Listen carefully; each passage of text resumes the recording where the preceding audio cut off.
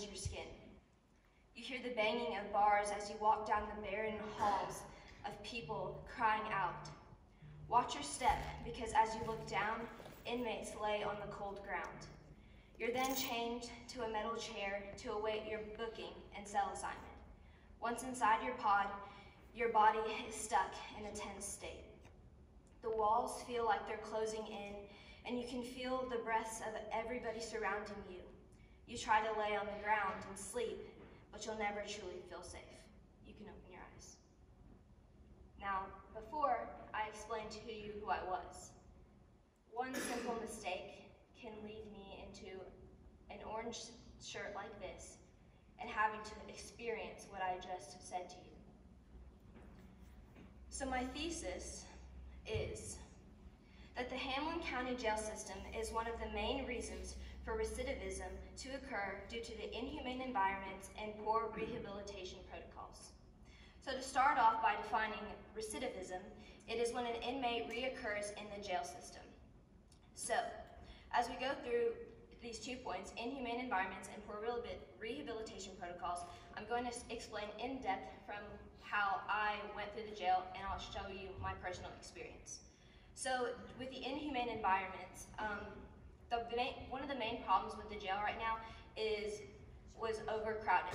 Before COVID, there were 400 plus inmates inside the jail, when the jail itself is only supposed to house a little over 200 inmates. So, as you know, if there's overcrowding, we're not going to have enough beds, so that leads to people sleeping on the ground. So, to walk you through, I got to experience 2 pods. There's an isolation pod and annex pod. Isolation is where most inmates that are needing protection, so sex offenders, people like that are going to get hurt from other inmates, are put into isolation pod, and then we have annex pod. Both of these pods are controlled by one control room. So inside of the annex pod, to explain it, there are little windows up there. And like I said, the blue sky, it turns into a yellow sky inside of the cell. None of the jail cells are working, none of the doors closed, except in isolation pod. So everyone is together. It doesn't matter if you're a sex offender, if you're in there for a petty crime, you're in there just for a little drug crime, or you're there because you just killed somebody. You're all in there together, and there is no separation. The filth that covers the walls, the filth that covers the floors, it's very detrimental to the human's health. A human should not be able to live in this environment.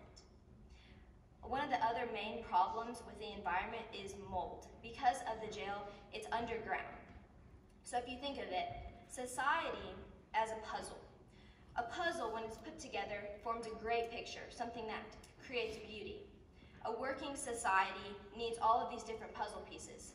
When you're creating a puzzle and you find a piece and it doesn't fit in that one place, you're like, oh, I don't know what to do. But do you throw it under the table? Because that's what we're doing with these people. We're putting them underground, which is where the mold comes from, because you're underground and all the moisture happens. We're putting them underground to hide them instead of finding a solution for them. So my question is, are we setting these people up for success or failure? Is the environment that we're putting them in going to help their health so that when they get out, they can live a great life and be an actual member of society? Or are we detrimenting their health? Now to poor rehabilitation protocols. Yes, the jail has a workhouse program, but only a few inmates are allowed in that, and if that, they won't allow this program to go on even more because they are scared of inmates running away from the workhouse program. Also, because we don't have enough guards to actually do this. So then I move on to the mind. So starting from an inmate's birth or a person's birth, when a baby is crying, the baby is not crying just to cry. The baby is crying for a reason. Either it needs his diapers changed, it's hungry, anything that he wants, he's going to cry because he doesn't have the ability to speak yet. When the baby does not receive what he is crying for, he will automatically think that I'm not good enough, my needs will not be met. So what is the point in actually living a good life if none of these needs are met and I am nothing to these people?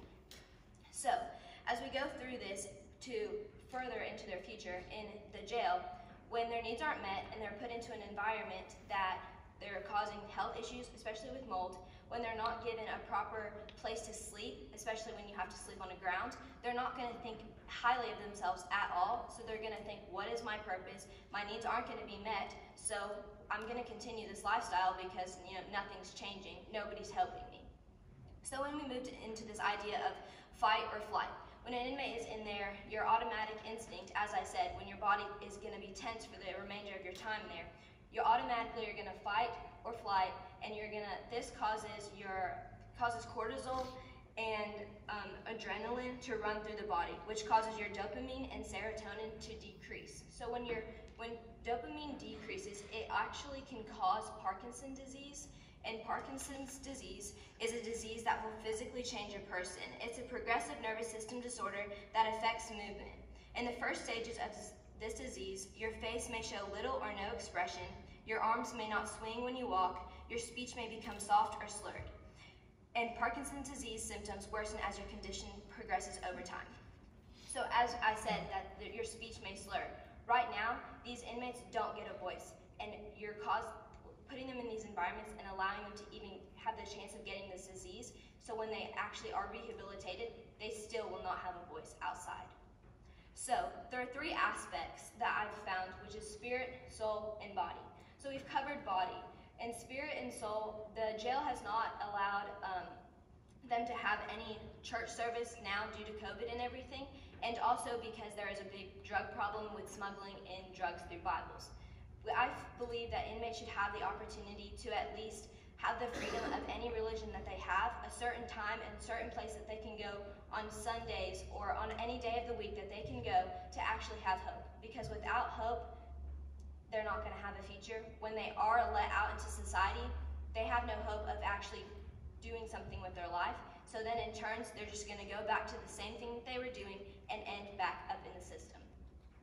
And also, this mind aspect is not just affecting the inmates, it's affecting the families. As I can go back in what I said before when I visited my brother, you sit on stairs and you wait for your name to be called. And once you're in the room, it's basically a game of musical chairs because there are 10 screens that are black that are in the room. The room is disgusting, and it's filled with as many people as you're allowed in. Like, there really isn't a limit on the people that are allowed in there. So you're sitting there and you're waiting, and a screen pops up and you find that it's my brother. I walk over to him and I have a conversation. On my screen, there is no time limit. You're not allowed to bring your phones in, no Apple Watch, nothing to keep the time. There isn't a clock in there. So you're talking, and all of a sudden, the screen goes black. Completely black. And you don't get to say that last goodbye. The people on the outside are giving the hope to the people on the inside. Our family, because that person is a son and a brother and someone that we love. When you do that, it not only affects the inmate by taking away their only sense of hope with just an instance of blackness, it also takes away our sense of hope of if our person is actually going to make it out and actually make something of themselves. Major issues that you can ask inmates and guard that they both bring up are inmate safety and guard safety. So, if we go through inmate first, sleeping on the ground, the jail is inmate run, which they don't like to admit, but the guards will admit it as well. An inmate run jail is basically when the inmates get a say in whatever they do. So let's say somebody comes in from booking and they were going to put them in annex pod. The guard will go to annex pod and talk to the cell leader, and this is an inmate, and be like, can I have this person come in here, or do you not want this person in there? And the inmate gets to decide. I believe that this shouldn't be a thing because inmates need structure to go out into society and actually make a difference. Like they say, and like the Bible says in Proverbs, a servant cannot just one day become a king. He must have maturing and structure before he can become a king. So, with the man in the last cell, this may be interesting, but I got to talk to Sergeant Williams of the Hamilton County Jail, and without a breath, he recited to me September 11th, 5:36 a.m. in the morning, the day that will haunt him forever. The night before, he got to speak to the man in the last cell. They made jokes, they exchanged fist bumps through the cell bars, and they went on with their night. Now, the guard that was on the shift after Sergeant Williams falsified his walkthroughs. This means that they have to do a walkthrough every hour just to ensure everything's going great in the cells, make sure that everybody's safe, there's nobody hurt, things like this. Well, the guard decided that he was going to write off that he did go through the cells when he really didn't. So, the next morning, September 11th, 5:36 a.m., Sergeant Williams ran around the corner to screams and saw the sight of the man in the last cell hanging. He had killed himself. The coroners went through and did an autopsy, and were not for sure that if the guard had walked through, if it would have saved him, but we know for sure that it would have saved the mind of Sergeant Williams and the other guards that had to come in and witness that the next morning. Because he will tell you he will be eating dinner with his wife at a restaurant, and something happens, and that picture of the man in the last cell hanging from the roof comes to mind. So mentally, this is affecting the guards as well. Also, the problem with not enough guards and not enough training also affected this problem at all. Because without the proper training, especially with overcrowding, things are going to get messed up. Officers are going to be tired. They're not going to go through. They're going to falsify all of their things, and we're going to have this issue. We don't want the man in the last cell to be a reoccurrence, just like recidivism. So, I got to talk with one of the guys running for sheriff for the 2022 election, and he brought up a great point. The jail is a place for inmates to go that have committed a crime to do their consequence. But the jail in itself is breaking the law. They are uncertified, they haven't been certified for a long time, and they're breaking fire marshal protocol. They're breaking fire marshal protocol by having people sleep on the ground, mold, and having the jail underground, because since the 80s, it's been outlawed that jails should not be underground. So as we go through inmate experience, I got to talk to two inmates, Jeremy Cox and my brother. Jeremy Cox has been incarcerated more than 8 times, and his last incarceration was in 2000. I asked him, one question was, what got you through your time there? And he told me that he traded his commissary, which commissary is money that you would buy for food, toiletries, anything, but he traded all of that stuff for sleeping pills so that he could sleep. He slept 20+ hours to get through his time. I asked him, why, if you experienced the horrid time there, why did you go back? Why did you not go and try to change your life? And he said, because the jail gave me no reason not to. The jail didn't help me learn how to get a job or how to fix my life. They just gave me another reason to come back because I'm not important. Why should I make anything of my life? The same thing with Garrick. He was released at 12 a.m. We actually had to pick him up at a gas station, which is well known for drug dealings. So the jail is putting these people in environments, even outside of the jail, that are setting them up for failure. So our solution. There is no solution with the building that we have right now. The jail will never be certified, will never meet fire marshal protocol. The solution is a new building. The problem is the county council. They only will approve a multiple floor building, but I think that we should use a wagon wheel design, which is just like this. So if you see on the bottom picture right here, there's plenty enough room for them to put workhouses on there, and also so that we can fix the problem of inmates running away from workhouses. They don't have an opportunity to run away with a walled-in area, but they have an opportunity to learn a skill and use also farming skills too on the land, which will also help produce better food for the inmates, because right now the only food that they're receiving is turning parts of their body orange, some of their organs orange as well, and the guard that runs the kitchen will also tell you that it's just the bare minimum to keep a person alive. So I believe that we should use this because it'll also fix the fires and floods that are happening in the jail already, because inmates, these people are very smart. If they are given an opportunity to use that skill that they've been using to learn, then they can make a big deal in their life. But, so they started with flooding the toilets.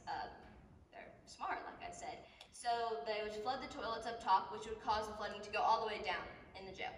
So we'd have to evacuate the entire jail, take up time. They'd get to see the blue sky. That's how they do things.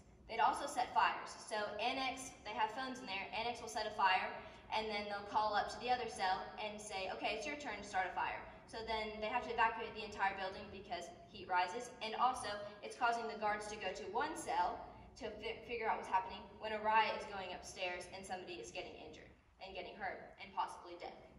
So I believe that we should do this.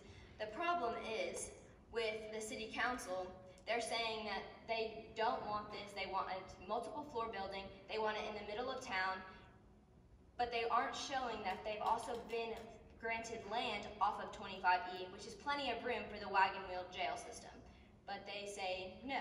But they haven't gone in and actually experienced the jail and know things about it. So, in conclusion, are we setting these people up for success or failure?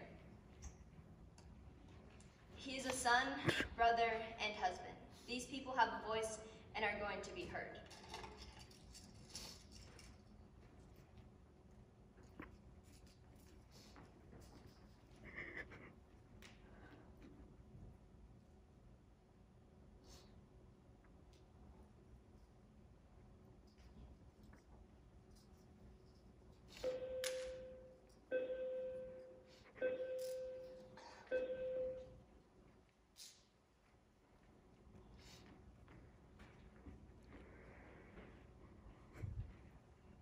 You people of Hamlin County, have the ability to see who is granted to be on the county council. So today I ask you to think, am I going to have the ability to get out of these handcuffs one day, or am I going to be stuck in them? Thank you.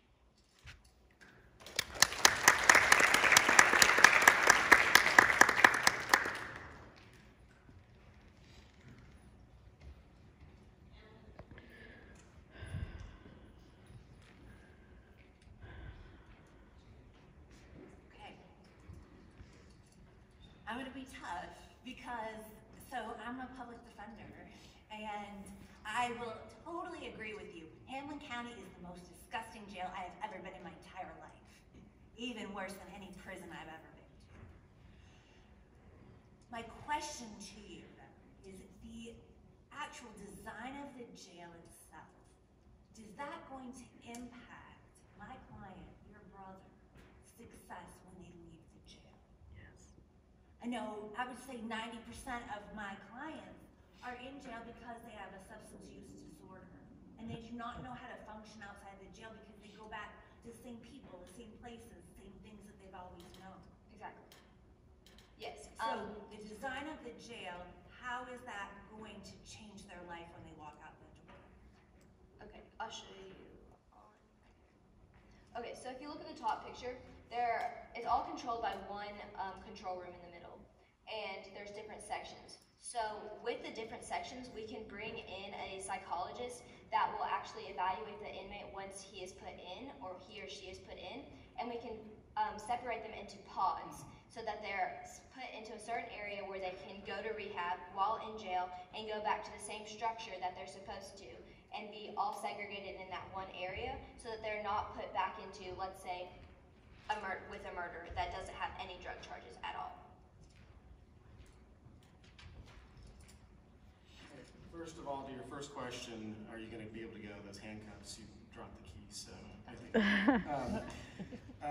Taking to the extreme for a moment, recidivism causing the issue of having an innumerate, vast amount of people in jail, more than we can hold, right? I think he says in 400 and a jail designed for 200. Would this not be, in some perspective, the justification for the death penalty being used more often? Because obviously we want to get some of them out by means of correction, but would there not be the justification that those who merit the death penalty there's less of a hesitancy on the part of the state to give it so that we don't have the overpopulation of the prison system? I believe that, I personally don't believe in the death penalty, but I believe that with this solution of like allowing these inmates, like I said, we're not trying to throw these people away, we're trying to better them and actually rehabilitate them, because that's what a jail is supposed to do. It's supposed to be a place that you go, do your consequence, and rehabilitate to not come back. So I believe if the jail is actually doing their job, then this will decrease numbers so that we wouldn't even have to think about the death penalty.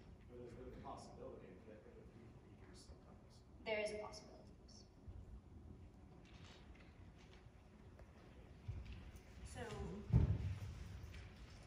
my other question would be, if we look at the jail as a place that we should only be putting people in for the worst of the worst, the most violent of crimes, then the other option would be to actually send people that need treatment to the professionals. Exactly. That we could be sending them to treatment rather than having a pod-shaped design where they go inside the jail. We could be sending them Yes. to a treatment. And so we might not need such a design. And a two-story jail could be. Can you repeat your question? Well, could a two-story jail be feasible if we could send them to treatment? It could be feasible, but it's still, it's not the best thing, like I said, with the fires and flooding, because these inmates are gonna see that they have the opportunity with the two-story jail.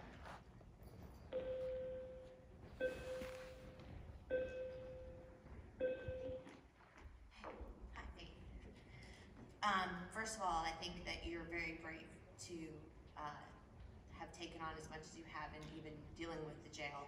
I've also had the opportunity to go in Hamlin County Jail, and we're on the same page. It is the worst place I've been. I've seen horrible things there, and there are so many things wrong with the system. And the Hamlin County Council, as you said, you have ideas, and are you getting those in front of the people that make these decisions? Are you taking, because this is a powerful topic, and you have, again, a lot of emotion around it, especially with your brother. And I'm just saying, what are you attacking first? Like, there's a lot of things you brought up in this. So question one is, what are you bringing, what is your primary focus? And what out of these topics do you feel most passionately about, and are you pursuing? I think that my first step would be the new jail and having it as the wagon wheel system, just so that we can start getting everybody segregated, and everybody, not like segregated as in like blacks and whites, I'm talking about like segregated by crime, so that this can bring more like security in, and so that there's starting to be a structure. Then I would bring in a psychologist so that we can evaluate why this person is in here, what are the better steps for this person, what are the steps that need to be taken while incarcerated and when they are rehabilitated.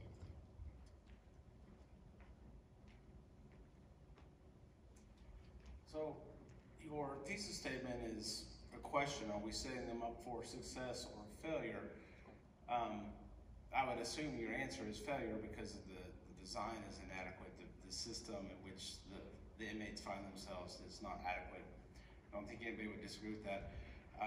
But I'm curious, what is the recidivism rate among inmates? Because you gave us two unique examples, an 8-time returner and a 2-time returner. So I would be interested to know what really is the level of recidivism, what is the rate of recidivism at Hamlin County. I do think there are some other factors that are going to speak to that, and it seems the conditions you're describing are really a deterrent to want to return to that system. So it's hard for me to make the connection between the facility and improving the facility is going to actually decrease. So if you could help me understand, what's the rate of recidivism, what has that been over time, and how are you defining success and failure? A decrease in that rate, or just a new facility? So help me by clarifying some of those ideas. Okay, I don't know off the top of my head the exact numbers for the rate, but I know that it is very high. I got to talk to Captain Laws at the jail, and she told us about an inmate that had just gotten off of quarantine of COVID, and that he asked if he could stay instead of being out. It does make sense. That's what the question when I asked Jeremy Cox, why would you go back to this place if it was so disgusting? It's mostly because one, it is indoors, because a lot of these people don't really have a place to go, but there is no structure outside of when they are rehabilitated. There aren't any classes or any steps given to them to help them go out into society, which then lets them be like, okay, well, I don't have anything, I have no skills, I've not learned anything, I'm gonna go back to the exact same things that I was doing, because they are going out in debt because of their amount of time in there. So when they do this, they go back and they do the exact same thing that they know, and they come back because there's no structure. They're like, well, I just go back. It's disgusting, but I mean, nothing's really gonna change, so I just go back, stay a little time, go back out. So we'll stay on Jeremy Cox. Do you know what way she went in the first time? He was, I think, 18. 18.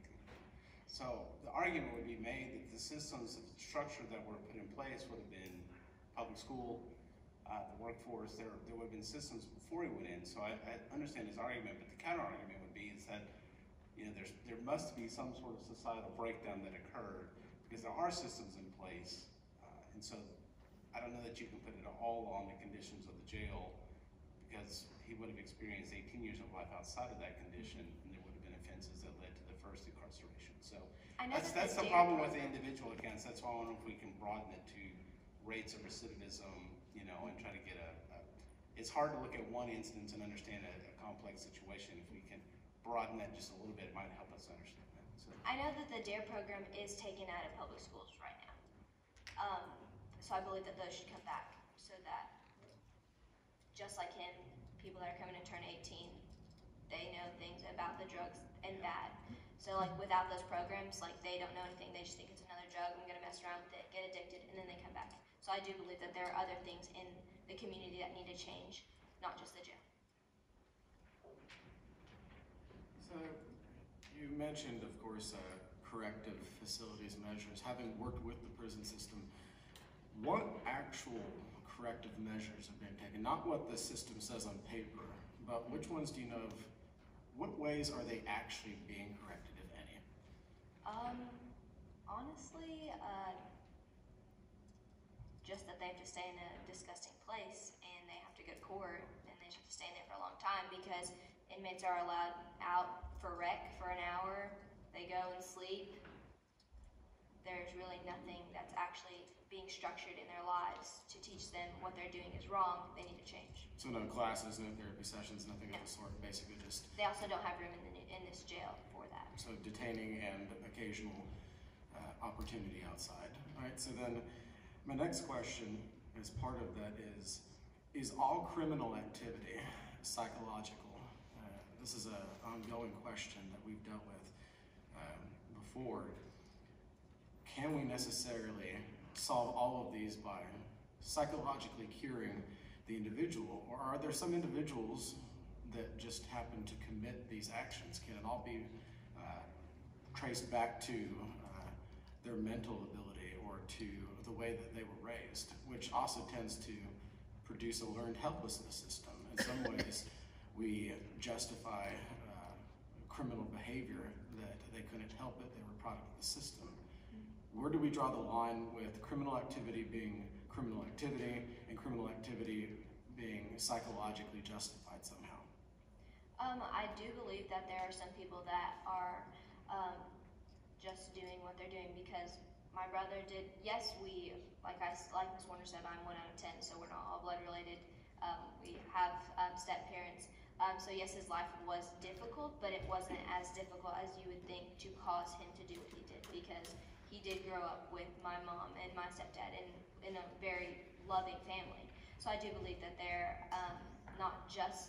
isn't just a mental part to it sometimes, just sometimes people are bad and they do that. And I believe that the psychologist that we'll bring in will actually help separate that. What's the breakdown ratio-wise, do you think of that? How many, right now in the system, and yes, I'm asking you to speculate unless you have information, would you say is psychological versus criminal? I think 95% of the population is there because, and that's an actual number that I got from the jail, is there on drug charges, which I believe that those are all mentally. So I believe 95% of the population is due to that.